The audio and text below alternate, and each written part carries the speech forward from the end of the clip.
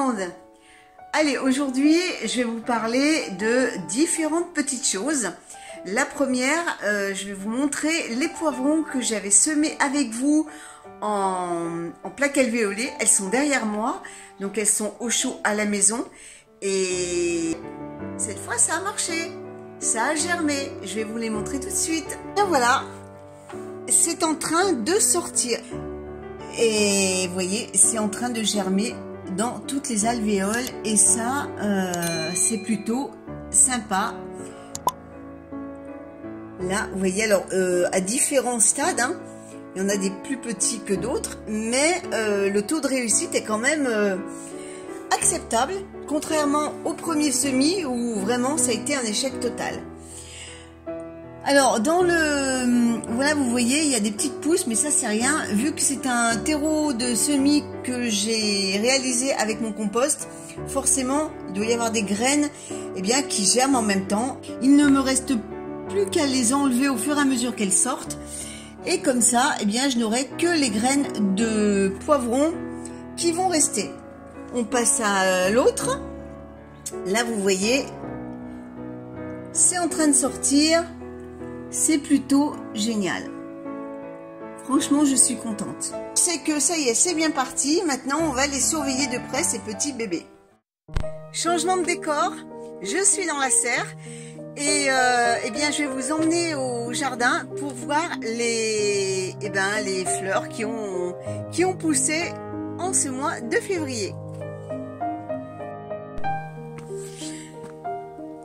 J'ai ma bruyère qui est toute en fleurs. Elle est vraiment sublime. Alors cette bruyère, je l'avais achetée il y a maintenant bien une vingtaine d'années. Et j'avais acheté un tout petit godet. Le godet faisait à peu près 7 cm de diamètre. Et regardez un peu en 20 ans la grosse touffe que ça me fait. Elle est magnifique. Alors on dit que la bruyère va dans... Il lui faut une terre de bruyère. C'est faux. Parce que là, je peux vous dire que j'ai une terre argileuse et ça ne l'a pas empêché de croître énormément. J'ai même une petite abeille qui profite des fleurs de bruyère.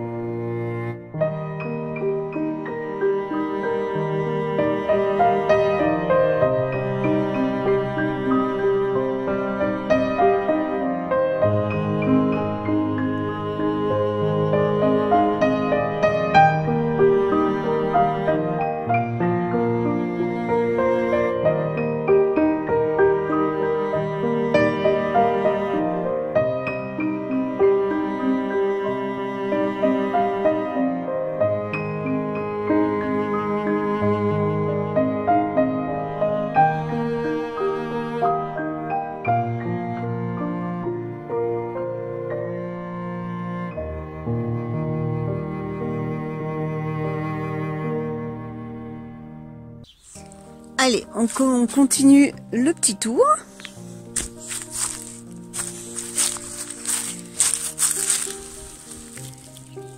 Là, j'ai des crocus. Alors, ce sont des fleurs que j'avais pareil installées il y a une vingtaine d'années et qui reviennent fidèlement chaque année, et même, je dirais même mieux, et ça s'étend de plus en plus. Je ne fais rien du tout. Alors j'ai deux sortes de crocus. J'ai les crocus de printemps que vous voyez ici et les crocus d'automne qui sont jaunes. Mais là, je vous en reparlerai à l'automne. C'est d'ailleurs ces feuilles-là. Ces grandes feuilles font partie des crocus d'automne. Mais là, on les voit pas forcément. Alors ces crocus, j'en ai deux sortes. Non, trois sortes. J'en ai des blancs, mais là, je les vois pas. J'en ai des mauves et j'en ai des violets qui sont ici, qui sont encore pas tout à fait ouverts.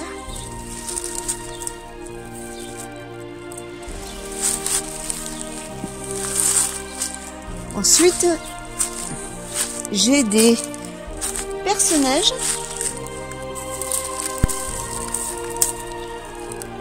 C'est une des fleurs, c'est une des premières fleurs qui arrive au tout début en fin d'hiver, début du printemps. À ne pas confondre avec la nivéole. Ce sont deux plantes qui se ressemblent, mais qui ne fleurissent pas du tout à la même époque de l'année.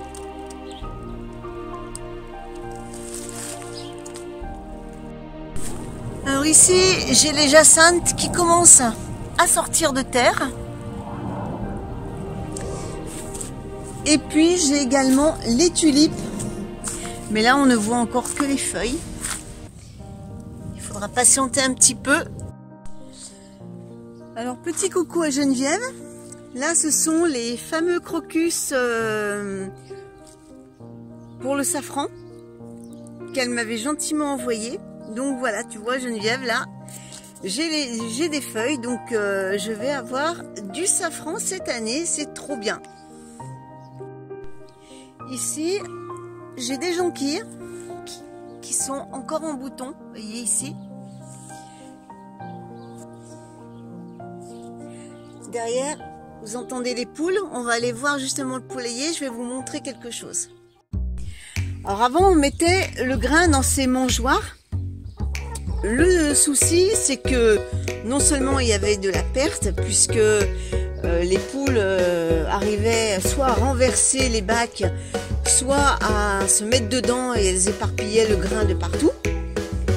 Et en plus, ça attirait des prédateurs, notamment les rats. Donc, mon mari a acheté ce genre d'outil, ce genre d'ustensile, une mangeoire automatique.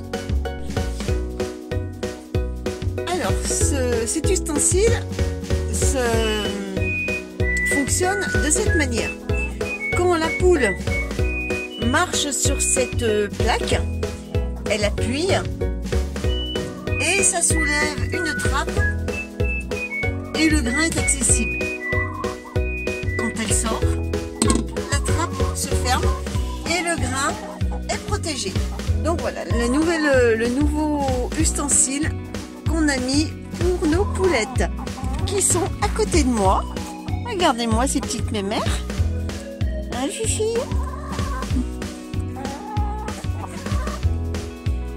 Il y a Madame Grisette, Madame Blanchette et les rouquines.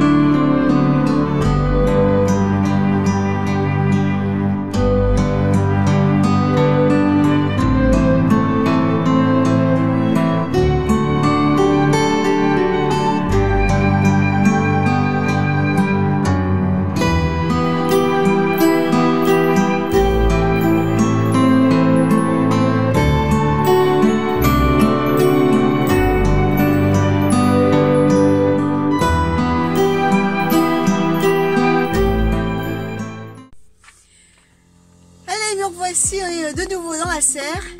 Je vais planter les choux.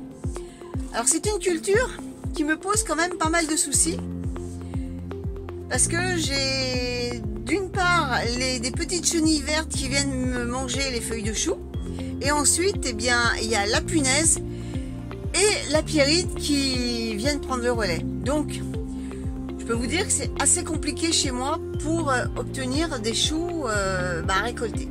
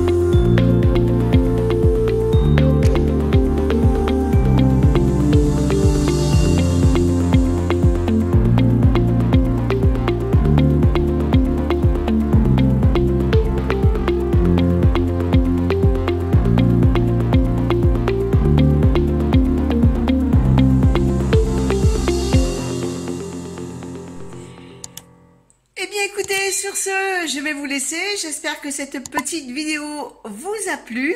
Et on se donne rendez-vous dimanche prochain pour un nouveau sujet. Salut tout le monde, à bientôt.